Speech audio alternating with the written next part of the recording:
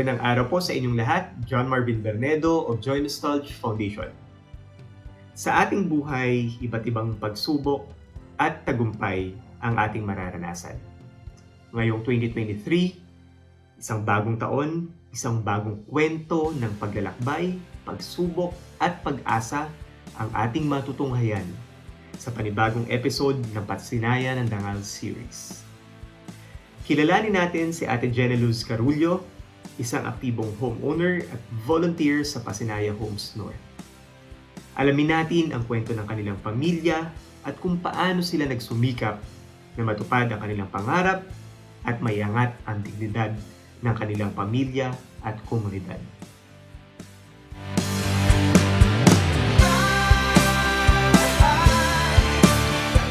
Ano ang mga pangarap mo para sa sarili mo at para sa iyong pamilya? Ang pangarap ko ay magkaroon talaga ng sariling bahay para hindi ka na mamumukahan. Kahit naman nagugulog ka sa pag-ibig, at the end of the day, mag-insight ka lang. Masasabi mo ang akin mo. Paanong nakatulong ang Pasinaya Homes na matupad ang iyong mga pangarap? Malaking tulong talaga si Pasinaya. Talagang pangarap namin na magkaroon talaga ng sariling bahay. At tinupad yun ni Pasinaya Homes. Binigyan niya kami ng bahay na talagang masasabi mo na mayroong katahimikan, ang paligid, mga mababait ka kapitbahay. Dati lang is pangarap or kung dati lang is drawing at ngayon naging totoo. Ano-ano ang mga bagay na nagustuhan mo sa Pasinaya Homes at Pasinaya Community? Unang-una is mas presko yung hangin, hindi siya ganun ka-crowded. Talagang may mga puno pa siya. Yung katahimikan, hindi mo na makikita na may naghahabulan dyan kag-aaway. Makikita mo din talaga sa mga kapitbahay mo na meron silang pagkakaisa. Unity, pag may mga birthday tulad sa street namin, talaga nagbibigayan kami. Parang isang pamilya kayo dito sa Pasinaya Homes. Ano-ano ang mga pagbabago sa buhay mo bago at nang tumira na kayo sa Pasinaya Community? Nung lumipat kami dito, lalo na nung nasali ako sa volunteers, yung mindset ko na hindi lang yung puro family yung nakafocus mo, kundi parang sinisali mo na yung buong komunidad. Ano ang pagkakaiba ng disenyo at kalidad ng bahay dito sa Pasinaya Homes kung ikukumpara sa dati mong tinitirhan? Malaking pagkaiba kasi dati sa tindahan namin, studio type lang siya. So, nandiyan na yung higaan nyo, nandiyan na yung kainan nyo, nandiyan na rin yung lababo. Sino na lahat sa isang kwarto. Whereas nung lumipat kami sa Pasinaya, masasabi meron ka ng terrace, meron ka ng masabi mong sala, dining, kitchen, meron ka ng kwarto, kasi up and down siya. So talagang malaking tulong, malaking kakaibahan.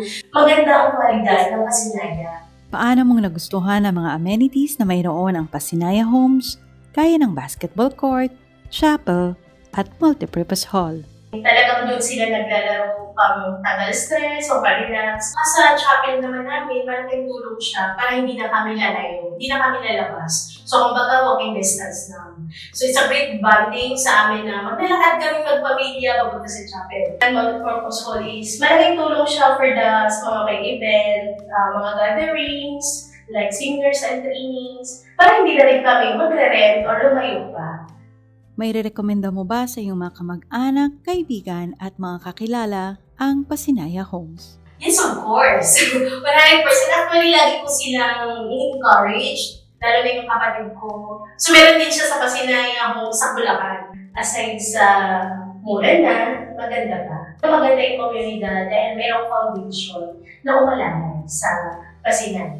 Maaari mo bang ibahagi ang iyong karanasan kasama ang Joy Nostalgia Foundation? Bilang one of their community volunteers, so talagang nabibignas namin ang goal ng foundation. Talagang tumutulong. Isa sila sa tumulong sa amin para mapabuti ang community namin. So talagang masayahin, mababait ang mga staff. Makikita mo, malaking tulong din sa amin yung ginagawa nilang training, seminar. Dahil nga, nandun na ilibre. Ang sa'yo lang is umattend ka lang, mag-participate. So, nadagdagan yung knowledge mo. Dahil sa trainings na yun, magkakaroon ka ng knowledge na, ganito nga, para lalo mapaganda ang komunidad namin. So, yung nakukuha namin sa trainings, yung natutunan namin is, ina-apply namin siya. Ano sa tingin mo ang iyong sitwasyon kung hindi kayo lumipat sa Pasinaya Homes? Siguro kung hindi kami lumipat dito, hanggang ngayon nangungupahan pa rin kami. Lalo tayong mahirapan financially kasi nagre-rent tayo.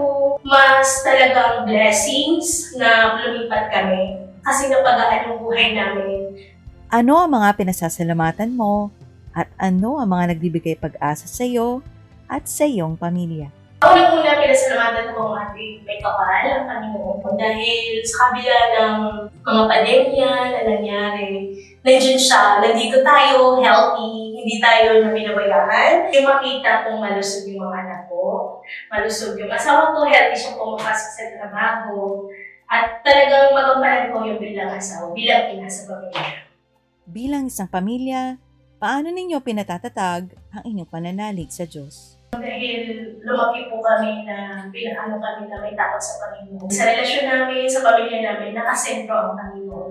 So lahat ng plano namin, lahat ng mga gusto namin sa buhay, talagang pinokonsulta namin yan sa Panginoon. Kasi siya yung priority namin. Ginawa po namin sentro ang Panginoon sa buhay namin, sa puso namin. Talagang sabay-sabay kami. Bago matulog, dapat mag-pray, bago kakain, pag-gising sa umaga. Every Sunday, yun yung banding namin, which is nasa church kami. So the more na nilalapit mo kasi yung puso mo sa Panginoon, the more din siyang lalapit sa iyo.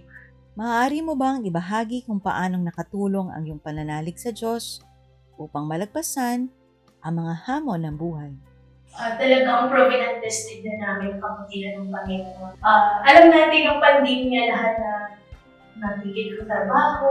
Minsan nga na-realize namin paano kami nakasurvive sa araw-araw, lalo na sa financial. Sabi ko sa Panginoon na talagang He is a great provider, He is a healer, kasi di rin alam ng lahat na nagkaroon na yung COVID. Lahat kami nasa bahay na quarantine. So, nung time na yun, talagang down kami. So, nasa point kami na siguro kung wala kami Panginoon, parang minsan dumating sa point mo na mawala ka ng pag-asa. Pero nung time na yun, sabi ko talaga na talagang andyan ang Panginoon kasi hindi niya kami pinabayaan. Salamat din sa Joy Nostal Foundation sa mga tulong na dahil ng pandemya. Isa sila sa ginamit ng Panginoon na instrument na magbibigay ng ayuda. So isa po kami dun sa nabigyan. Ano ang pinakaasam mo ngayong bagong taon? Magkaroon kami ng financial freedom, magkaroon kami ng sasakyan para hindi kami mahirapan mag-commute. Magkaroon ako ng negosyo, magkaroon ako ng sari-sari store, para makatulong din ako sa kapwa ko dito sa pamilya. Happy New Year, Joy Nostalgia! Nakita natin kung paano naging daan ang pagkakaroon ng sariling bahay sa pagtupad ng mga pangarap ni Ate Jenna Luz ng kanilang pamilya. Ayon na rin sa kanya, malaki ang kaibahan ng estado ng kanilang buhay ngayong nakatira na sila sa Pasinaya Homes. Dahil dito, naging daan din ang kanilang pagtira sa Pasinaya Homes para maging isang aktibong volunteer si Ate Jenna Luz. Alam niya na meron siyang responsibilidad na tumulong para mapanatili ang kaayusan, pagkakaintindihan at pagkakaisa ng bawat isa. Pagpapatunay dito ang pagiging isang aktibong participant ni Ate Jenna Luz sa iba't ibang programa at proyekto ng Joy Nostalgia Foundation. Isa si Ate Jenna Luz sa mga natulungan ng Joy Nostalgia na matupad ang kanilang pangarap na magkaroon ng sariling tahanan. Nawa ito ay magsilbing inspirasyon para sa atin. This is our Joy Nostalgia mission. We provide homes to the homeless, we give hope, and we restore dignity. Whatever our role within Joy Nostalgia, this has an impact on the lives of our customers and beneficiaries. Para sa bagong taon na ito, nawa tayo ay manatiling instrumento ng pag-asa at ng bagong buhay para sa marami pang pamilyang Pilipino na nangangarap magkaroon ng sariling tahanan. Hindi ito trabaho ng iilan lamang. This is an immense mission that needs to be undertaken collectively. Hindi ito maisasakatuparan kung tayo ay hindi nagkakaisa sa misyon na ito. Lagi nating tatandaan, laging andyan ang Panginoon para tayo ay matulungan sa napakalaking misyon na ito. Magkita-kita po tayo muli sa susunod na buwan. Nawa tayo ay magpatuloy na maging instrumento ng pag-asa at tagumpay. Maraming salamat po at mabuhay tayong lahat.